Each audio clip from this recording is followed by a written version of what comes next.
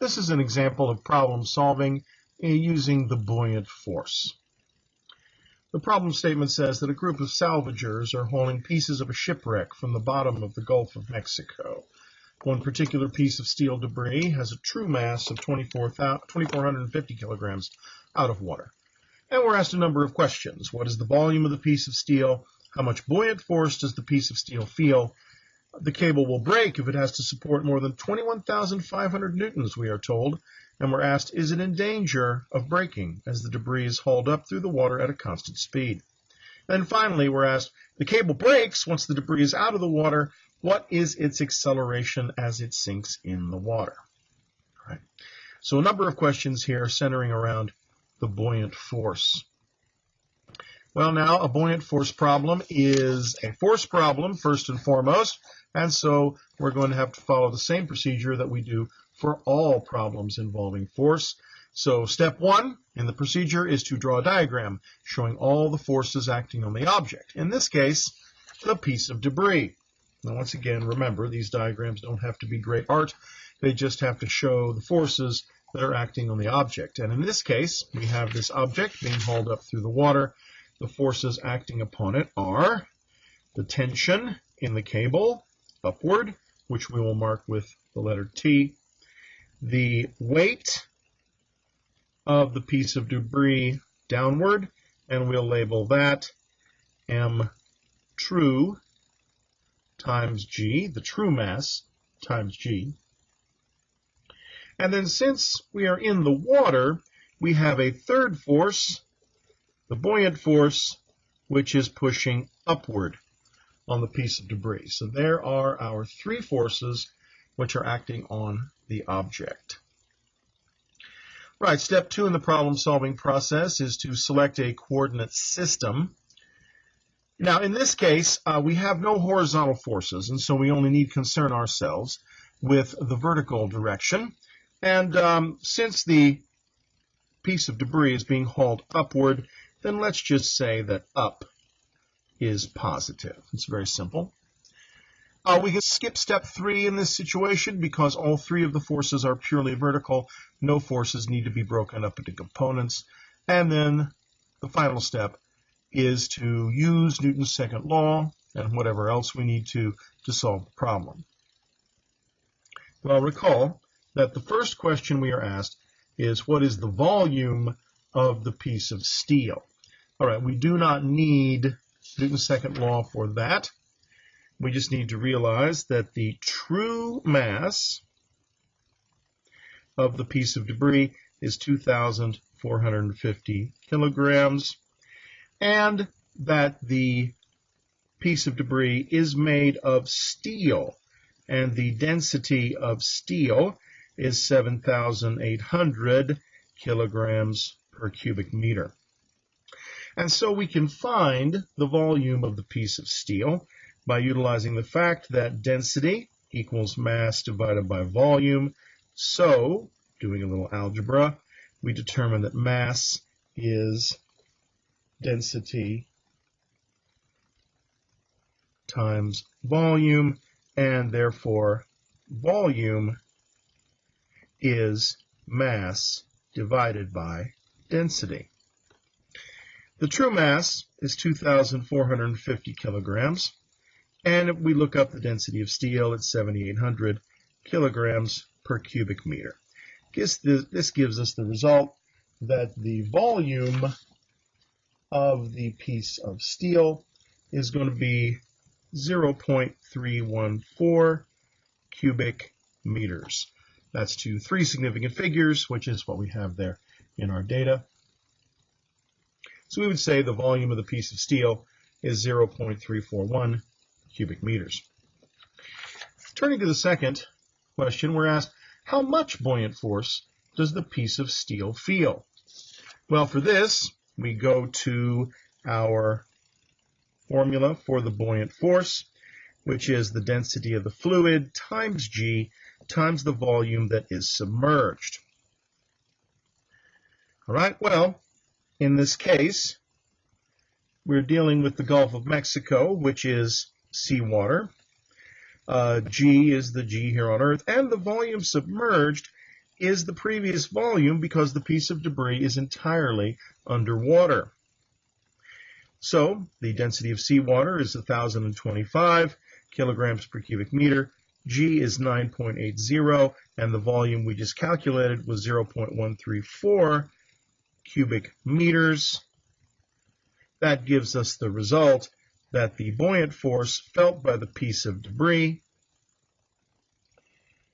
is 3,154 newtons. To three significant figures, we will report that as 3,150 newtons. On our third question, we're told that the cable will break if it has to support more than 21,500 newtons. Is it in danger of breaking as the debris is hauled up through the water at constant speed? Well, the key to answering this question is to see this term here, at a constant speed. That's a term we're quite familiar with because it indicates that the piece of debris is heading upward at a constant velocity. So, velocity is constant. So, the acceleration of the piece of debris is going to be 0. So if we go to Newton's second law, saying the sum of the forces in the y direction equals mass times acceleration in the y direction, that is going to be 0. We are in dynamic equilibrium. Well, now looking at our diagram, we can see how the three forces here combine. The buoyant force is positive, upward. The tension force is also positive, upward, and the weight force is negative, downward. And those three forces together have to combine to make a 0 net force. Now what we're interested in now is to find this tension, T. Because if we can find the tension T and it's greater than 21,500 newtons, then that cable is going to break in the water. If not, we can haul the piece of debris up. So we take this equation right here and we solve for T. We get that the tension in the cable is going to be the true mass times G, the true weight, minus our buoyant force. The mass is 2,450 kilograms times 9.80, and we just found that the buoyant force is 3,154 newtons. That gives us a tension force of 20,856 newtons. And since the tension in the cable is less than 21,500 newtons, the cable is safe. As the cable draws the piece of debris up through the water at a constant speed, the cable will not break. Now, if there's some acceleration, if we draw it up at more than a constant speed, if we're accelerating it up through the water, it might break because the tension force would have to be greater to cause an upward acceleration. And of course, the cable is going to break once we get it out of the water, because out of the water the buoyant force will go away and the tension force will rise to over 24,000 newtons, which is enough to break the cable. That brings us up to the final question. The cable breaks once the piece of debris is out of the water. What is its acceleration as it sinks? Well, now we have to draw a new diagram because the cable is gone. And so we just have our piece of debris here in the water. No cable means that this tension force goes away, and so we're only down to two forces. We have the buoyant force, upward, and the weight force, m true times g, downward.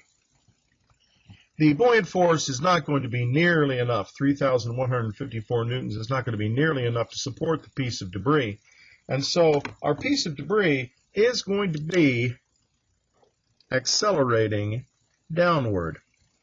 Remember, this is different from the first situation where the acceleration in the y direction was 0. But now we have a downward acceleration in the y direction, which we call AY. Since that acceleration is going to be downward, it is to our advantage in this problem to call down positive.